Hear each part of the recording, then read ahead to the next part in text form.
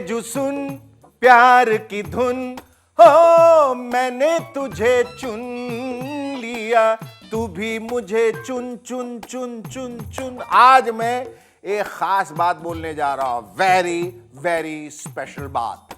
सब लोग कान खोल के सुन लीजिए। आ गया, मैंने कान भी खोल लिए। मैं भी आ गया, मैंने भी अपने कान खोल लिए शेखू। हाँ, तूने भी अपने कपड़े खोल लिए। सुनो, ठीक से सुनो, आप सब भी सुनिए। बिहार की राजनीति में अपने आप को चाणक्य कोई भी कह ले, कोई भी, लेकिन चंद्रगुप्त एक ही है जिसका नाम है नीतीश कुमार।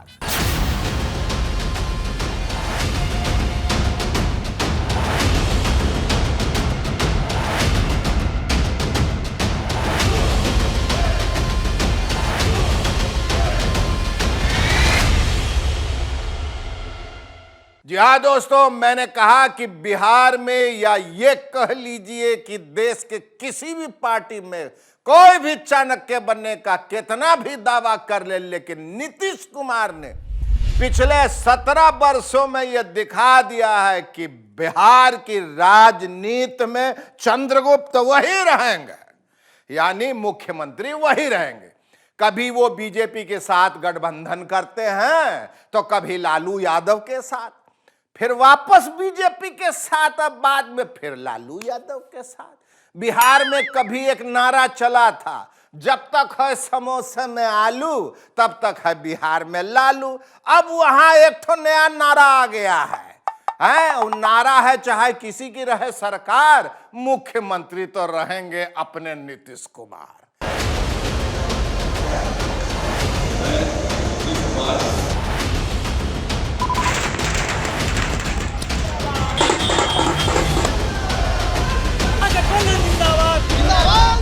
लेकिन इस बार नीतीश बाबू ने जो खेला किया है ना, उसमें एक तो नया एंगल जुड़ गया है। वो एंगल है 2024 के लोकसभा चुनाव का। कहा जा रहा है कि इस बार सुशासन बाबू जी ने पलटी मारी है ना, उसका कारण यह है कि वो 2024 में विपक्ष की तरफ से प्रधानमंत्री पद के उम्मीदवार बनना चाहते हैं। किसकी? उसमें उनकी पार्टी के कुछ नेता जैसे उपेंद्र कुशवाहा नीतीश जी को पीएम मटेरियल बता ही चुके हैं। अब जिसको पीएम मटेरियल कहा जाए, उसके मन में तो ये तमन्ना तो हिल्लोर मारेगी ही कि चलो प्रधानमंत्री बनने की भी कोशिश कर ही ली जाए। इस कयासबाजी को इस बात से भी बल मिला कि इस बार 8वीं बार, कितना 8वीं बार और 8वां अजूबा बन गए हैं नीतीश बाबू, समझे नू। तो 8वीं बार फिर से मुख्यमंत्री पद की शपथ लेने के बाद नीतीश बाबू ने यह संकेत दे दिया है कि अगली बार यानी 2024 में प्रधानमंत्री बीजेपी का ही बने, ये जरूरी नहीं। हम किसी चीज के उम्मीदवार का हम कोई दावेदारी नहीं, आपके कार्यकर्ता लेकिन इतना तो जरूर कर दीजिए ना कि 14 में जो आए 24 तक के आगे रह पाएंगे कि नहीं रह पाएंगे वो। जब नीतीश बाबू से एगो बार आओ पूछा गया तो नीतीश बाबू ऐसे हाथ जोड़ लिए, ऐसे। हाँ, अब बोले, ये बोले भाई एक बात हम हाथ जोड़ करके कहते हैं, वो सब मेरे मन में कोई बात नहीं। जब फिर से कुरेद कुरेद के खोद खोद के पूछा गया कि सच्ची सच्ची बताइए ना, बताइए ना, तो एकदम में सेवक की मुद्रा में आ गए कि हम तो सेवक हैं, हम तो सेवक है भैया, मिल के सेवा करना चाहते हैं। वो कहता रहे, हमारे नजदीक भी कह देता हम प्रणाम करते, छोड़ो ना भाई साहब, हमारा काम है सबका काम करना। आजाद भारत की राजनीति का इतिहास है कि जो नेता अपने को सेवक के रूप में पेश करे, उसके बारे में समझ लीजिए कि उसकी नजर जरूर किसी पद पे टिकी हुई है और वो महाभारत के अर्जुन की तरह उस पद पर निशाना लगाने की तैयारी कर रहा है। चाबोश! इसीलिए और कोई समझे या ना समझे, बीजेपी ये जान गई है कि नीतीश कुमार का चाहते हैं।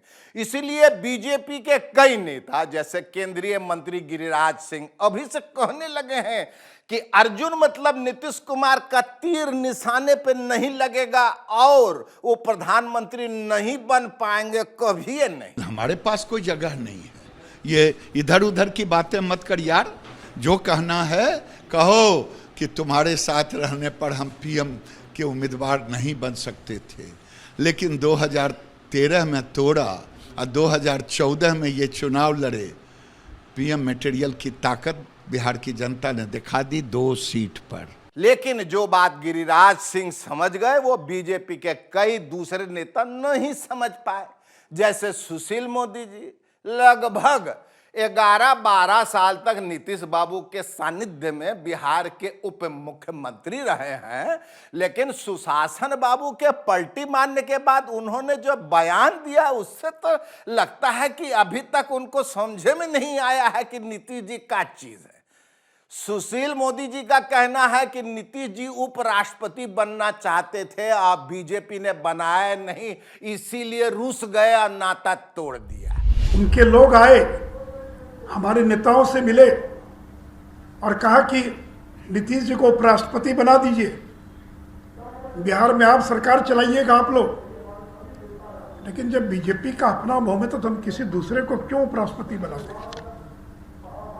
तो पता नहीं, मुझे शायद ये भी कोई कारण हो सकता है। लेकिन उपराष्ट्रपति वाली इस बात को नीतीश जी एथी बोल रहे हैं, बोगस बोगस बता रहे हैं उसको। जिसको जो मन में आता है बोलते न रहिए। कौन कौन लोग बोलता है? एक आदमी को देखे नहीं कि क्या बोल दिए मेरे बारे में कि हम उपराष्ट्रपति बनना चाहते थे। क्या मजाक है? एकदम बिल्कुल बोगस बात है। आप लोग जानते नहीं, आप लोग नहीं पूछे हमसे। राष्ट्रपति वाला भी उपराष्ट्रपति वाला एकदम बोगस बात, हमारी कोई इच्छा नहीं थी।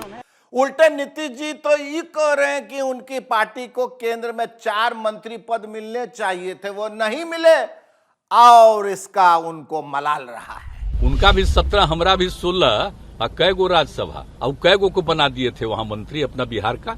हमने कहा भाई बिहार का भी हम लोगों के भी लोगों को बनाइए, तो हमरा 1 गो बनाइएगा, अपना 5 गो बनाइएगा और समूचे बिहार में माहौल क्या बनाइएगा। तो हम लोगों ने तो उसी समय तय कर दिया था कि ना, अगर हमको भी मिनिमम 4 नहीं करिएगा तो फिर ठीक नहीं है, हम नहीं किए।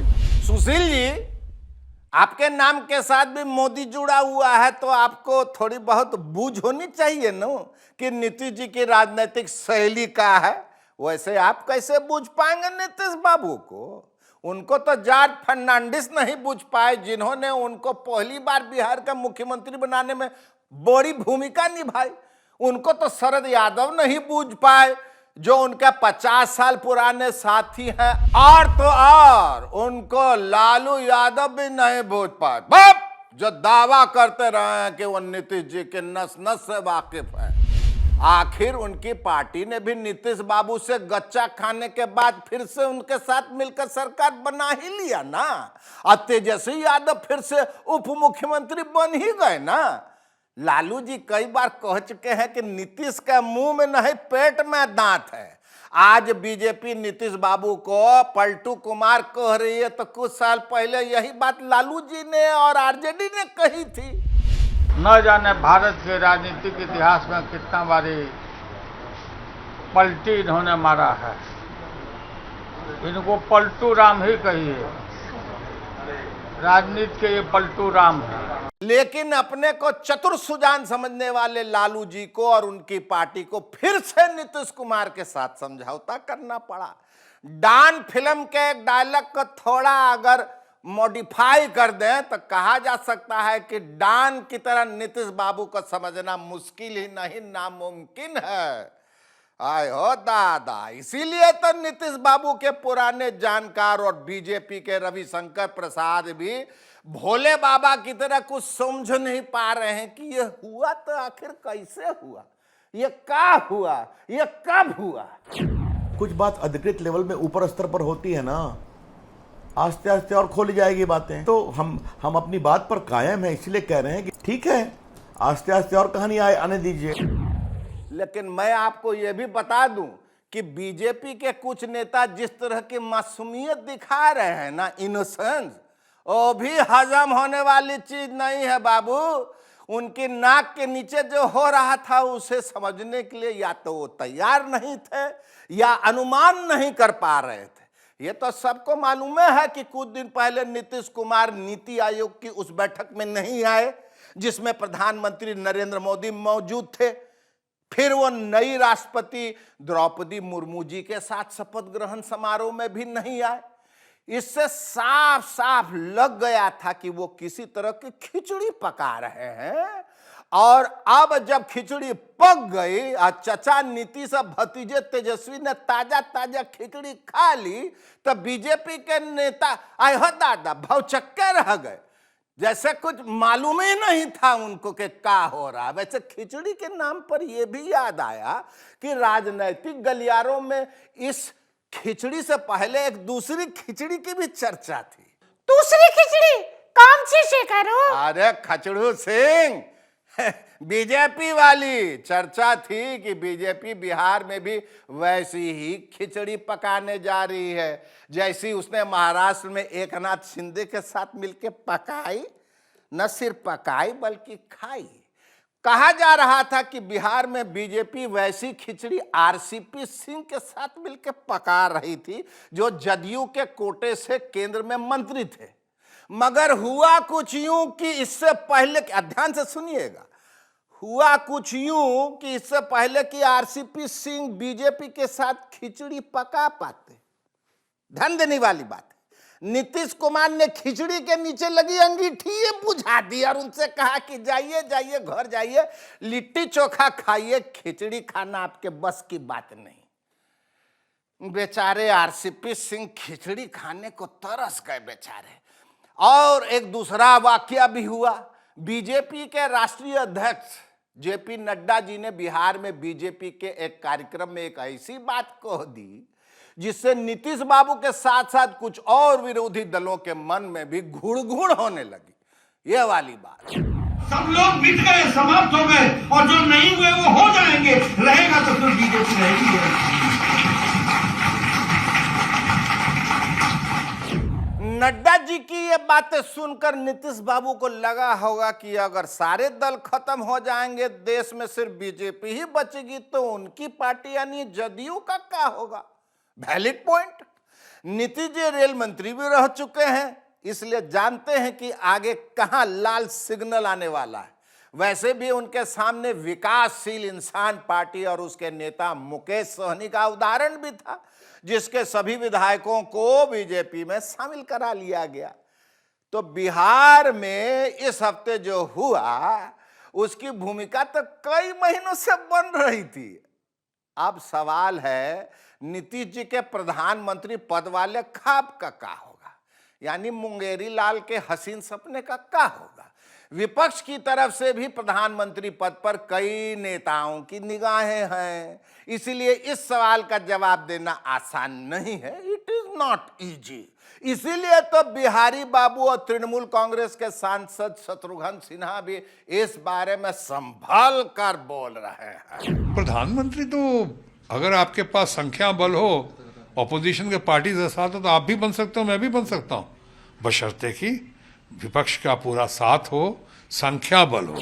चाचा जी के भतीजे यानी तेजस्वी जी ने भी पीएम वाली बाल चाचा के पाले में ही डाल दी। कैसे दिखाया तो ऐसे। आप एक बात समझ लीजिए, ये सवाल हम मुख्यमंत्री जी पे छोड़ते हैं, हमको इस पे कोई टिप्पा टिप्पणी नहीं करना है। बहरहाल आगे क्या होता है ये देखना है। नीतीश बाबू की दिल्ली यात्रा की राह में अभी कई बाधाएं हैं। कांग्रेस के कुछ नेता तो नीतीश जी की विश्वसनीयता पर ही प्रश्न चिन्ह लगा रहे हैं, बोले तो क्वेश्चन मार्क। समझ लो 2014 में विपक्ष जीत जाता है, ठीक है, 2024 में समझ लीजिए जीत जाता है, समझ लीजिए प्रधानमंत्री बन जाते हैं। मेरे को क्या गारंटी है, समझ लो हमारे 300 लोग हैं और सामने 180 बीजेपी के हैं कि हमारे 140 तोड़ के ये 180 से मिलकर सरकार बना लें। किया ना इन्होंने पहले, तो आदमी का ये ठीक है कि आदमी कई बार जो करता है वो दोबारा नहीं करता, लेकिन उसका भरोसा कहाँ से आएगा? उसका भरोसा तब आएगा जब इनमें सही में क्षमता हो तमाम पार्टियों को मिलजुल के एक करने की। भविष्य में जो भी हो, अभी तो नीतीश बाबू ने एक चाल चली है, लेकिन अब बीजेपी उनके चाल के जवाब में का जवाबी चाल चलती है, इसका इंतजार है, अब इंतजार रहेगा। नीतीश बाबू ने 2014 में लोकसभा चुनाव के समय एक चाल चली थी और बीजेपी से नाता तोड़ लिया था, लेकिन इस चाल को चलने के बाद क्या हुआ था याद है ना, कि भुतला गए। नीतीश बाबू चारों खाने चित हो गए थे और मुख्यमंत्री की कुर्सी भी छोड़नी पड़ी थी। देखें इस बार क्या होता है। वैसे फिलहाल तो चचा जी अपने भतीजे के साथ मिलके ये गाना गा रहे हैं कि चाहे सर फूटे या माथा, मैंने तेरी बाह पकड़ ली, मैंने हंसकर हामी भर ली, यारी टूटे ना छूटे ना, कर ली शक्कर ली, आए हो दादा। तो आज के पोल खोल में बस इतना ही। आप सबों को 75वें स्वतंत्रता दिवस की बहुत बहुत शुभकामनाएं। आजादी का जश्न मनाइए, खुश रहिए, आबाद रहिए। जय हिंद। चलिए, महाबली, महाप्रभु, राजाओं के राजा, शहंशाहों के शहंशाह, बादशाहों के बादशाह, चक्रवर्ती सम्राट, सम्राटों के सम्राट, वानरों के वानर, चलिए और कितनी खुशामद करवाएंगे। गोड़ दबाऊं, गाल सहलाऊं, माथे पे चंपी करूं। मालिक, पुष्पों की वर्षा हो रही है, अब तो आइए, लाल कालीन बिछी है आपके लिए, आइए हुजूर। अरे आओ ना।